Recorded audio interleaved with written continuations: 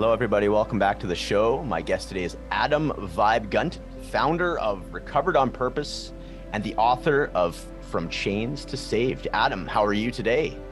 Doing awesome, Matt. Good to see you, brother. Yeah, good to see you too. Thanks for coming on. We're doing a little show swap action. I'll be on your show tomorrow, and you're on my show today. I love doing that. I like to get to know the other folks that are in the same service industry and such. I'd love to hear, before we get into your story and how you got to where you are. What do you have going on? Like, it sounds like you got a lot on your plate these days. I want to hear a little bit more, but just tell us about what Recovered on Purpose is and a little bit more about the book if you care to. Yeah, the book is my testimony of addiction, recovery, and kind of how my life went in the spiritual realm of addiction. And Recovered on Purpose, after I launched my book, I just started getting a lot of messages and emails from people out there that were suffering, and some of them that even literally just decided to do recovery from reading that book. So what I did after that book launched was I started coaching other people in recovery how to write and publish books. And then that's kind of evolved to where Recovered on Purpose is today, where I coach and train other addicts and alcoholics in recovery how to share their stories powerfully with the world to reach addicts out there that are suffering. And this October, I actually have a TEDx talk coming up that I'm pretty excited about, and just looking to help more addicts. That's awesome, man. Yeah, we'll do a deeper dive in all that. That is all amazing stuff. The TEDx, congratulations. That's huge. Thank you. And it's, you ever made a vision board, when you have pictures up on your wall and stuff like that? Yeah. Since 2019, I've had a picture of a TEDx stage on my wall, and here it is. Man, that is so cool. That's the power of vision board manifestation, and I want to get into, actually, may as well get into it right now. People, there's the whole the law of attraction and such. I'm sure there's been a lot of work that you've put in to meet that vision more than halfway, safe to say? Yes, definitely. What I've found is the more I live in alignment with God's will for me, the more things that I desire that are, to help other people, as long as the desire I have for something big is to help other people, and I do the steps day by day to live in God's will, they happen quicker than I even planned. That's so cool. I love that. All right. Well, we'll pause it there for now. Let's roll back the clock. So I want to hear some more about Adam, as far back as you care to go, whether it's childhood, whether it's teenage years. Yeah, just a little join in progress. Let's roll back the clocks and give us a little bit more about yourself. Yeah, it was September 28th, 2008, and I had been out partying and drinking like most nights of my freshman year of college, when I woke up to my phone ringing and vibrating down by my leg. I swam through the soft sheets to find my hard phone with the bright screen that read 4:47 a.m., and my best friend Chucker was calling me. And I remember having the conscious choice that I could either answer the phone like I always do with, "Hey, what's up, Chuck?" Or I could answer the way I was feeling with, "Hello." And in my still drunken state, I chose the latter, to which a soft voice replied, "Hey, what's up? Why are you calling me this late?" "I was just calling to say hi." "Don't call me this late again." And I hung up on him, and he shot himself.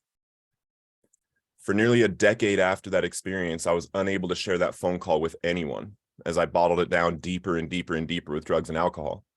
Drugs and alcohol were no longer a way to party and have fun. Drugs and alcohol were now a conscious choice to mask the way that I felt, mask the way that life showed up for me.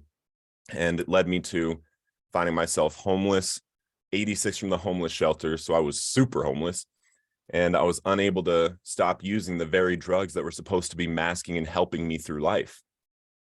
And I didn't start like that. My life didn't start like that. I was like a golden all-American boy, grew up in Littleton, Colorado. I was the home run derby hitter of the Little League World Series, won state wrestling in Little League. I was an all-state football player and wrestler at Columbine High School. Everybody's heard of my high school. Yeah. And was the defensive captain of our state championship football team my senior year. But the problem was that at 12 years old, I was introduced to cocaine. So from 12 years old through that whole school career, the student athlete and all that, I had this hidden secret of drug use, this hidden secret of, partying and needing to feel a different way than I was right then. And, after that event with Chuck, it was the only thing that I knew how to do. It was the only thing I knew how to do to change the way that I felt, to cope with life. And after Chuck's suicide, everybody was coming to me and consoling me and hugging me because I was his best friend. And here I am on the inside telling myself, I did this. I'm the one that killed him. So I literally had to, learn how to be somebody else than I actually am in order to live. And right now I'm 215 pounds, bro. And at the end of my addiction, I was 148 pounds. I was near death. And I actually have footage, body cam footage of when the police found me from an overdose without breath or pulse. And that video has now been seen by one video I just released last week has almost 3 million views right now of that video, but showing people, recovery is possible. It's not about the overdose video. It's about, hey, I've been there and now I'm here. And that's what I believe, bro. I believe that everybody that finds recovery has not only like a purpose, but an obligation to help people that are still struggling. And that's what Recovered on Purpose is about. I believe that the number one relapse prevention, is purpose. We need to stop focusing on the problem. We need to stop focusing on the triggers and the high risk situations and what to do if we slip and all that kind of stuff. We need to focus our energy 100% on who God says we are, what we're supposed to do in this life and recovery, how we can become the best version of ourselves possible in order to serve the most amount of people possible. I have a story where, I met Jesus face to face at IHOP, and that's what actually got me clean. Then I did the 12 steps extremely rapidly. And after the 12 steps, after step 5 on day 25, the obsession to drink and use that had been there since 12 years old completely left and hasn't come back. Not everybody that's found recovery met Jesus at IHOP face to face or did the 12 steps. Not everybody did that. And people seem to think that if you found recovery a different way than everybody else, then your story doesn't matter. And I think that is 100% false, because if somebody found recovery, then that means that it's possible that way. And there is no recovery process right now, besides some of the really, really, high ticket ones where someone does one-on-one with you for a year straight. And it's like, $250,000 that have success rates that are double digits. Nowhere does for addicts like me. And if that's the case, then we have to stop pounding in one thing as the absolute right way to go. We all need to share our pathways of recovery so that the people out there suffering can actually resonate with the one that's going to help them. And that's what I believe. Man, a powerful story. Thanks for sharing all of that. And yeah, I mean, you could just, it comes across in the way that you talk about it, the body language that you have while talking about it. You can tell it's like, this is something that you live, you feel, it's very much, it's like your lifestyle. It's your everything. So, and that definitely comes across. And man, what a powerful story, dude. Like, oh man. So when was this meeting with Jesus at IHOP? Was there like a date attached to it, or do you remember? Or? Yeah, November 11th, 2017. Oh, wow. Okay, sweet. Okay, that's like Remembrance Day, is it not? The 10th or 11th? Do you guys have Remembrance Day in the States, or? I don't think so. What is Remembrance Day? Oh, it's like for like veterans, basically. It's like a day to remember. Veterans Day? Yeah, veteran. Yeah, I guess. Yeah, okay, if you call it. I think that's in May here for us. Oh, okay, yeah. So it's up in Canada. Yeah, we have November 11th in Canada's Remembrance Day, which is I imagine similar to Veterans Day, just the way you're mentioning it. Yeah. Yeah, very cool. I want to get into that. That's too interesting. It piqued my curiosity. Let's get into that whole scene. So you were at IHOP, which is like a breakfast joint, correct? Yep. Okay. And well, I'm going to back up before that a little bit even. Yeah, please do. Yeah. Go for it. Because here I am, 148 pounds. I'm homeless. I was 86 from the homeless shelter. I'm not even able to go to the homeless shelter. I actually, the week after I got kicked out, the people that live there, plus anybody from the community that's hungry, they have breakfast, lunch, and dinner for. I get in line for lunch and get kicked out. Like, you can't be here. So that's where I was at. And how did they decide to kick you out? Or I couldn't stop using drugs. Gotcha. Okay. They had a policy, no drug use. And I came to them and said, I can't stop. They kicked me out and they 86'd me. Yeah. So that's where my addiction had taken me. It had taken me to a place where I was completely alone. I was going to 2 12-step meetings a day. I was going to church every Saturday and Sunday. And I was going to this Bible study every single Tuesday. And like clockwork, bro, never missed, because I was trying so hard for months to get clean and I couldn't find it. I couldn't get it. And this one night, before Bible study on November 7th, I used the day before and I was about to go to Bible study. I was craving and withdrawing and just felt sick. And I'm sitting in this car that this girl let me borrow. And I have this epiphany that I have tried everything to stop. I have tried everything here to stop using drugs and I can't. And I sat back in that seat. I looked up and I said to God, I'm done. I'm not going to Bible study. I'm not going to church. I'm not going to these meetings. I'm not going to show up to probation anymore. Please just let me die. And when I said that, I meant it, bro. I was so broken. I was so lost. I didn't want my life anymore. And for me, that was the breaking point of being able to find true freedom. Because everything I was doing to that point, I'm going to go to this meeting and this meeting, and I'm going to go to Bible study this day and church this day. And I even went to the MMA gym for a couple of weeks thinking they might be able to beat clean into me. So I'm like making all these plans and I have them so tightly grasped in my hands, right? Mm-hmm. And nothing's working. But that night I said, I'm done. And I just start yelling at him because he said, it's time, go. And I didn't get like this sense of like, okay, let's go. I got this sense of anger because what's different about right now? What's different about right now than all the other times where I dumped all my dope in the toilet, said I'm never going to use again. And then I woke up in the morning and pawned my TV for dope. What's different about this time? So I'm like literally yelling at him, like screaming in this car. I'm crying. I'm hitting the roof of it. And I'm just screaming like, please let me die. Please let me die. And I'm hitting the steering wheel and I get this out for a few minutes. And then I like start calming down and my breath starts slowing. And then he just repeats himself. And he said, it's time, go. So I go to the Bible study. It's at this coffee shop in Billings, Montana.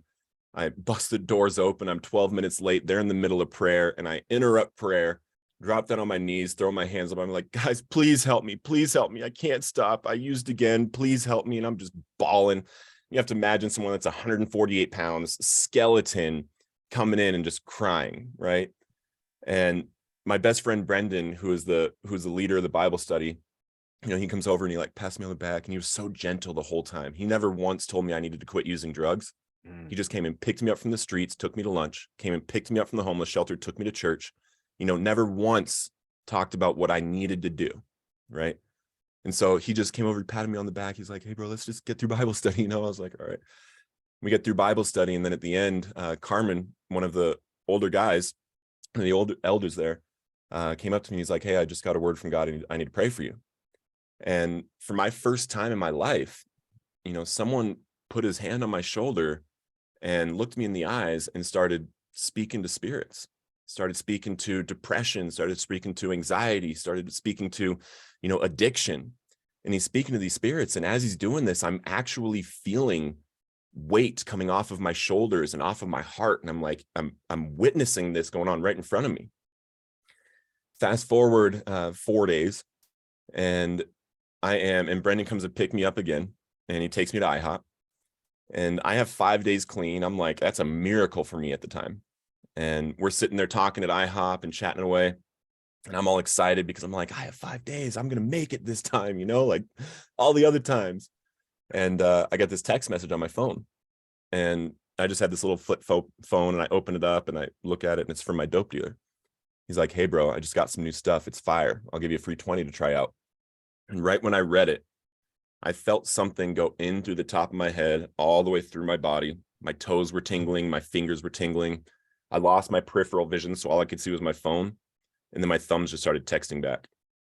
And it was in like King James. It was like, "Ye shall not text me again. Thou hast texted me for the last time." It was going crazy. Tremendous. And then at the end of it, it said, "And fear the pain you cause your son, because your son has been blessed with the Holy Spirit." And then feel this thing leave me. It's like, what the heck? Because like as I'm writing it, I can't even read it. So I'm like, I pull it away. I'm like looking at it. I was like, what the heck is this? And I show it to Brandon. I was like, dude, that was not me. I was like, I don't know what that was. That was not me. He was like, okay. I push send. I close it.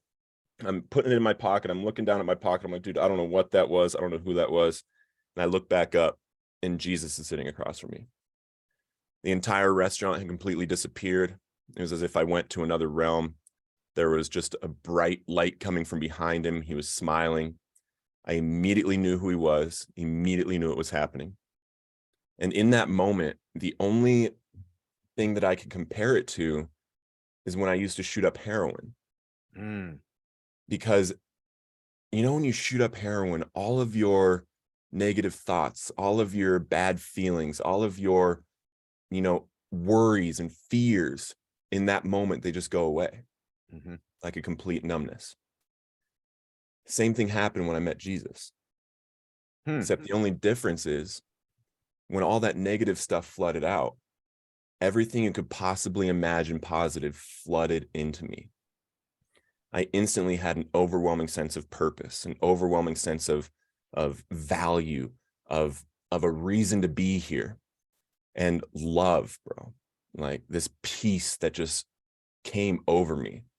And I'm saying this all happened in less than a second. It was just like, I look at him, all of this, boom, hits me. And I fall with my face to the table and my hand up. And I said, thank you, God. Thank you, God. Thank you, God. Came back up and he was gone. Haven't used since. Dude, it's amazing stuff. Yeah, I love the story. I love the story. Thanks for sharing it.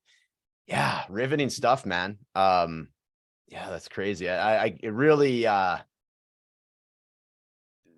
articulates or shows why you've chosen recovered on purpose, right? Purpose being a big word, intention, like that type of thing for you. And to have such a powerful shift in like you say, like a matter of seconds, and the way that you were able to compare it to or parallel it to a thing that you had otherwise been chasing for like negative reasons, or like you were lost along the way, like the heroin addiction, and to be able to be exposed to that, there must have been some sort of lesson in there. The fact that you've sort of, as you articulated, it was very similar to that, that there's another way to achieve this sort of, you know what I mean? A higher purpose, or like the high that you're chasing from heroin, you can find naturally in the work that you do. I imagine is how you interpret it. Is that correct? Yeah, I was actually on a coaching call with someone, a student yesterday, and was talking to him because I do this thing where I help them come up with a personal why statement. And then on our next call a week later, they have to have it memorized, because what they do is they have it in 3 places. Maybe their mirror in their bedroom, mirror in their bathroom, and in their car. And they have to read it out loud 3 times a day. And, it's to really get into why you're living, why you're in recovery, what you're doing, and that kind of stuff. And it came out in this coaching call where I was like, when you were using, what was the first thought you had when you got up? He was like, I need drugs. I was like, okay. And what were you thinking about until you got drugs? He was like, drugs. I was like, exactly. Yeah. Exactly.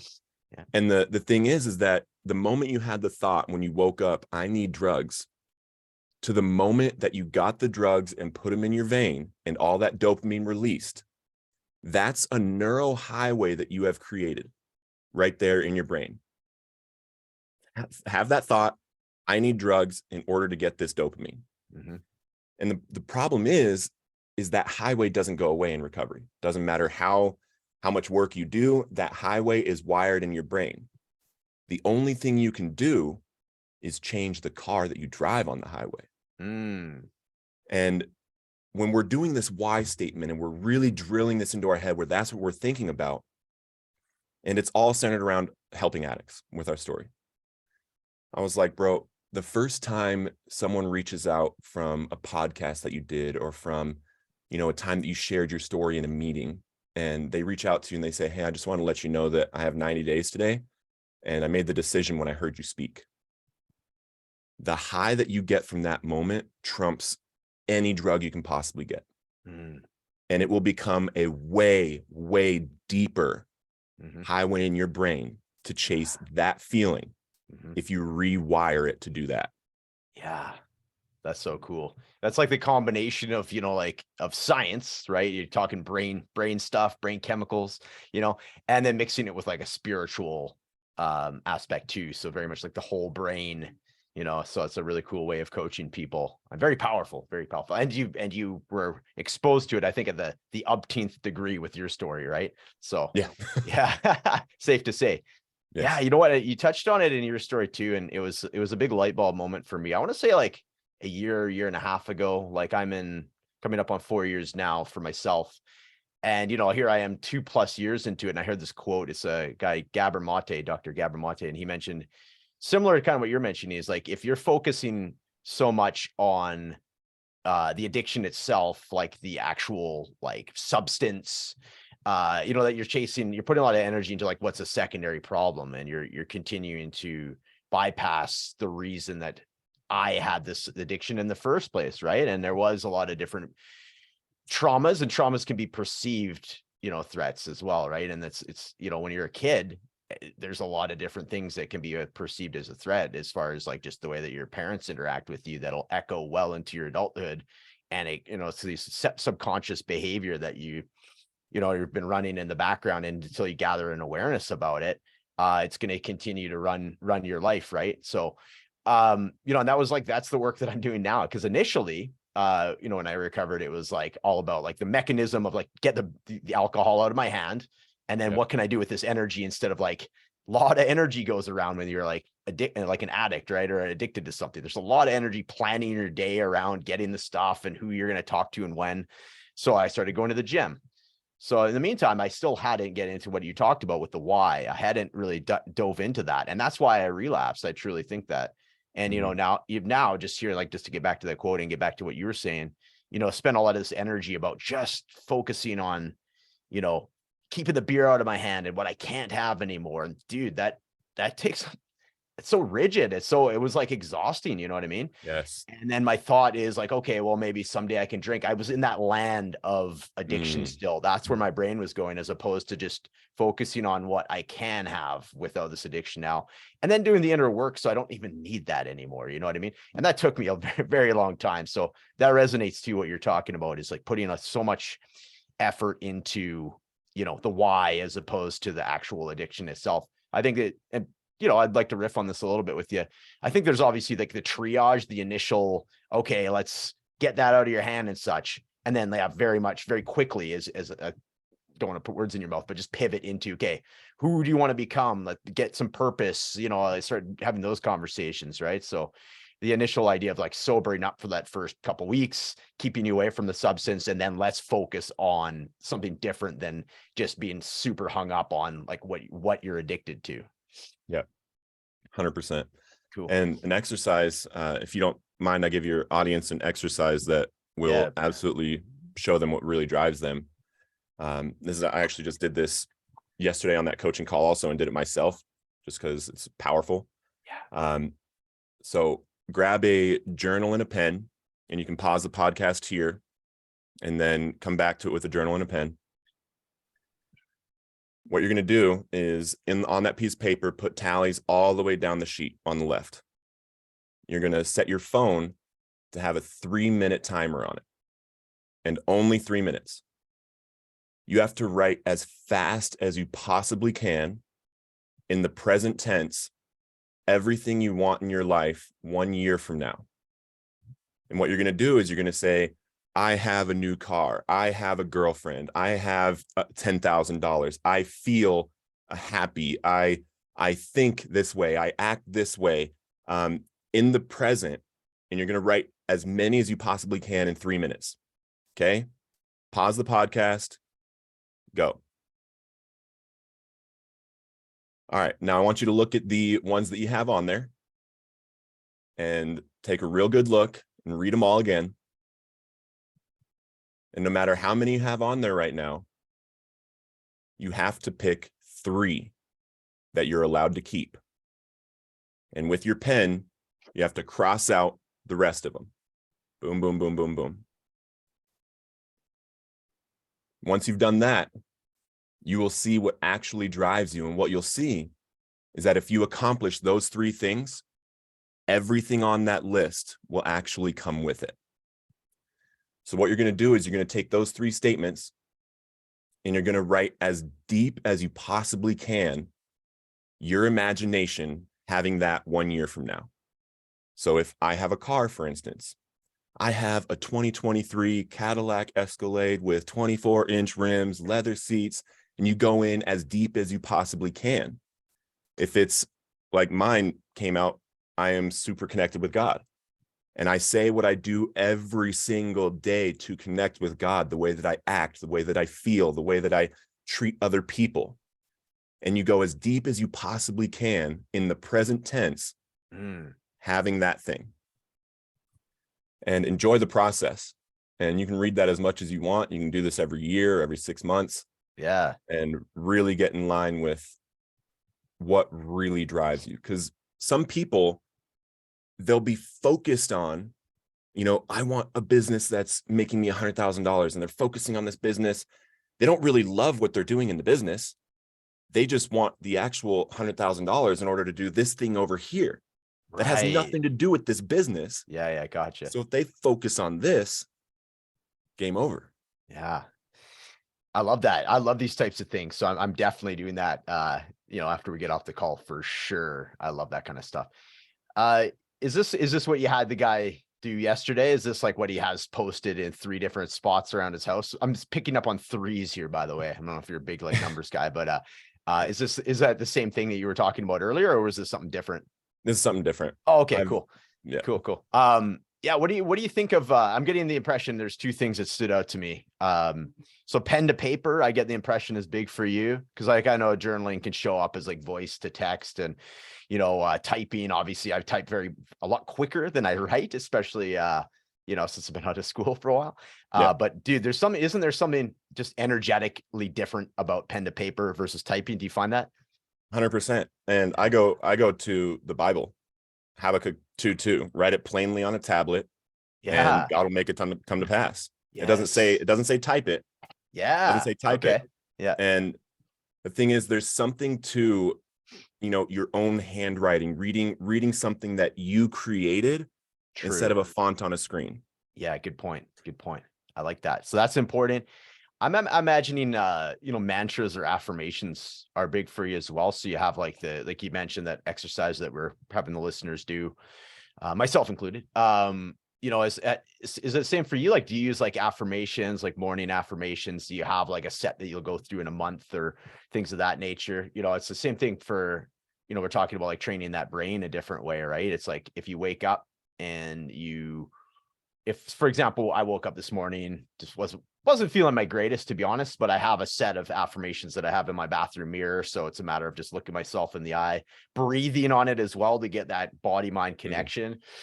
It does. It starts moving the needle for myself, for my mood and my intention and such. So what are you, as far as like affirmations and mantras, like what's your stance on them, and how do they show up for you?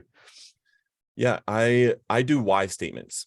Cool. And I memorize them, and I keep them in a season of life. Cool. Like the one that really started in my recovery was, I am the example of what's possible for someone that when they recover. Ooh, I like that. Yeah. And what that does is it's all encompassing. That means that if I drill that in my head, I am the example of what's possible for someone when they recover. That means everything I do throughout the day is an example for someone that is suffering of what they could have in recovery. And that's what drives me. What drives me is helping other people. And I'm willing to do whatever it takes to do that. If that means I have to get up at 5 a.m. and go to the gym in order to have enough time to do this and this and this and this, and that makes it so I can look a way that, makes me seem healthy in my recovery, good. And when it comes to lists of affirmations, your listeners can actually pick up the free relapse prevention worksheet on recoveredonpurpose.com.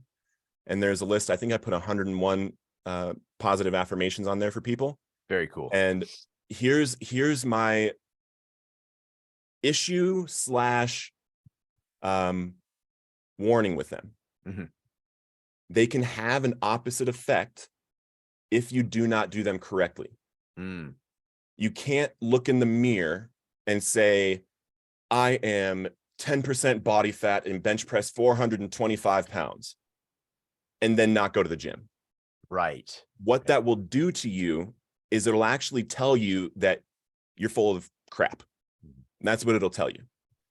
But if you are saying, you know, I am showing love to everybody today, I am someone that expresses love. When you have affirmation statements that cause an action in you, they will actually change your state of being. Mm-hmm. So they're extremely, extremely, extremely strong. I think a lot of the Googleable I am statements are dangerous for people because I am happy. No, I'm not. Right. Yeah. That's the thing for sure. I also noticed too, like when you're saying, okay, if you have like an affirmation of something tangible, like I am 10% body fat versus something that's like intangible, something you want to experience, like I am, you know, helpful to somebody in recovery or however you worded it, right? Completely different, right? When you're saying something, I know that there is this whole other school of thought of like specific goals get specific results. I understand that. I also understand that like if I focus on, you said the magic word being, if I focus on who I'm being, a lot of that stuff just sort of, you know what I mean? The results become the byproduct as opposed to the thing that you're just so focused on. And yeah, I totally agree with you too, because there is that's why I like to breathe on it too, right? It's like see how it feels in my body. Because like I found when I was using mantras or affirmations and I would just say it, there was that like inner critic that's like, it's like the heckler at a stand-up, bullshit, I'm like, whoa, Exactly. like, oh, it's like 95% of me believes, but that 5%'s that one heckler. And I'm like, all of a sudden it doesn't quite have the same resonance that it does if I just breathe it and just, it's like you say, it's like your actions, your way of being will conduct or will set up the way that you act and you show up, and then you build trust with yourself. And then all of a sudden it all ties in together at the end of the day, like you're like how you worded it. So yeah, very cool stuff. Yeah, man. Oh, I'm interested to hear more about like what you have going on. So you've kind of hinted at it. It sounds like Recovered on Purpose is a really good resource, right? So you got, obviously you have your own podcast. Sounds like there's some like PDFs and such. Tell us about, Recovered on Purpose, how long it's been around, what people can expect if they go to the website and that kind of thing.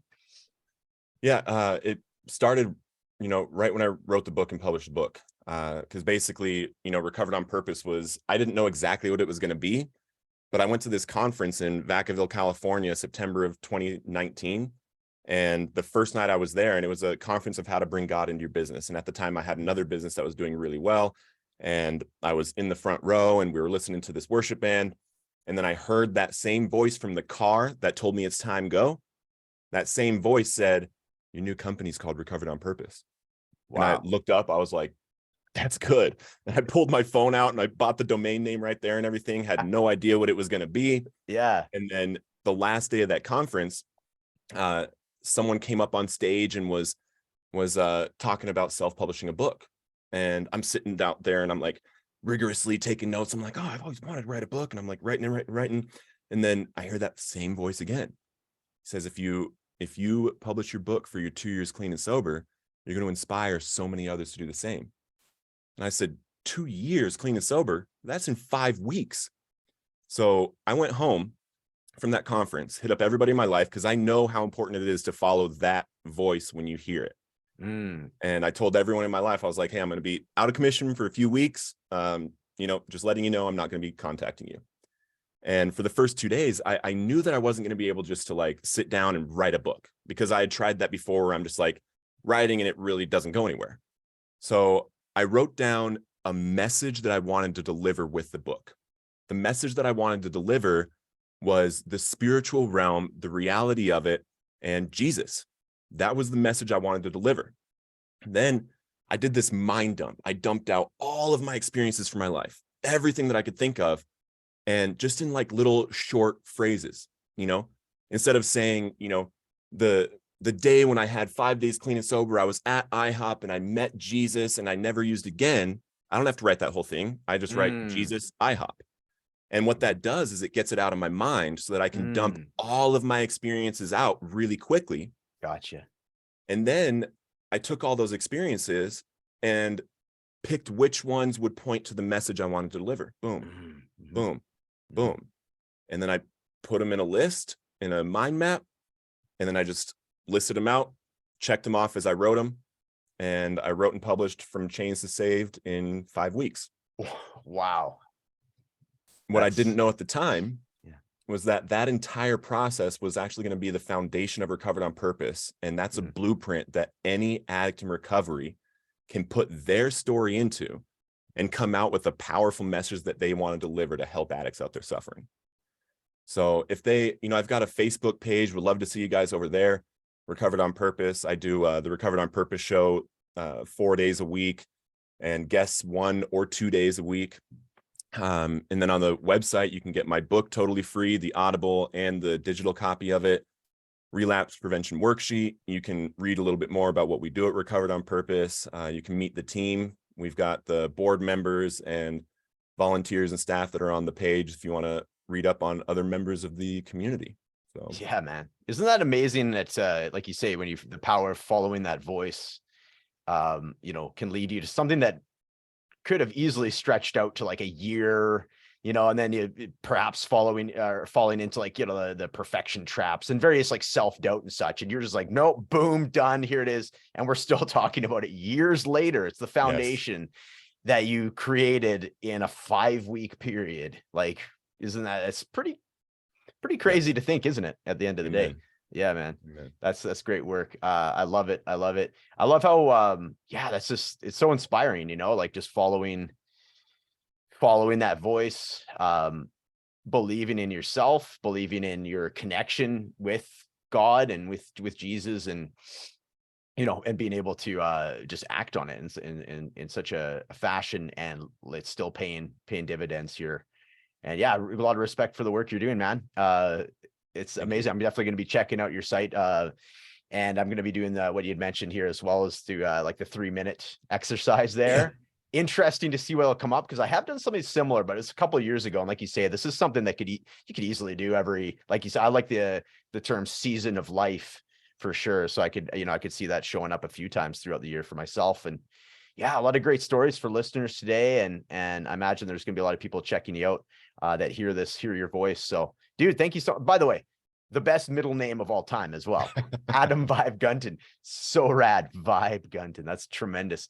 So as we wind down, anything else you feel compelled to say, as far as, I'll just let you wrap it up, and then we'll touch on where people can find you and reach out to you. But yeah, just final words, please, Adam. Number one, bring your 3 to our podcast tomorrow. So yes. Yeah, dude. Yeah, good idea. Yes. Yeah. I love that. Absolutely. I will.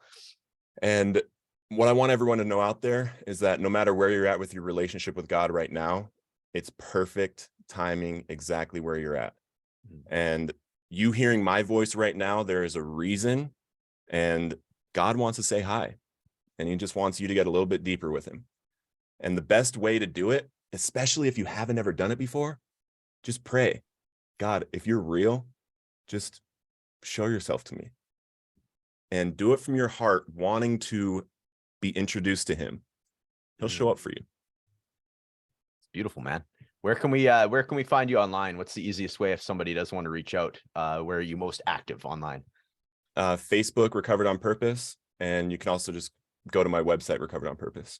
Beautiful. We'll have those in the show notes. Adam, thank you so much for coming on the show today. Wonderful story. Keep up the, incredibly inspiring work, and really great to get to know you. You too, Matt. Thank you so much for having me, brother. Thank you.